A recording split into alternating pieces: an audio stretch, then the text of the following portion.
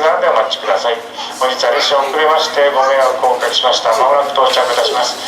折り返しまして準備でき次第のすぐの発車となります。11時24分発快速名古屋行きを受け取ります。準備でき次第すぐの発車となります。準備でき次第発車となります。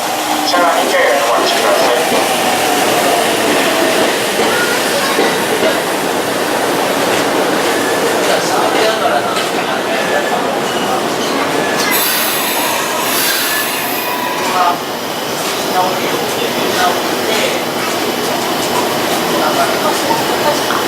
ご乗車ありがとうございました。亀山終点です。本日は列車遅れまして大変ご迷惑をおかけしました。亀山終点です。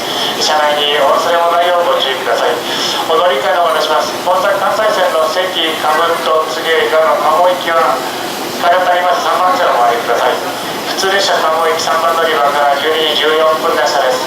柘植以下上7方面鴨行き3番線をお回りください。12時14分列車です。変わりまして紀勢線津正方面の普通列車の鳥羽行きは5番線をお回りください。津正海勢正面普通列車鳥羽5番線から12時16分列車です。津正方面は5番線12時16分列車です。1番線到着しました列車を折り返しまして遅れております11時24分発快速名古屋になります。1番線列車は遅れております12時24分発の6日5番方面快速名古屋になります。準備でき次第すぐの発車となります。車内にてお待ちください。1番列車を遅れております24分発の快速名古屋駅です。準備でき次第のすぐの発車となります。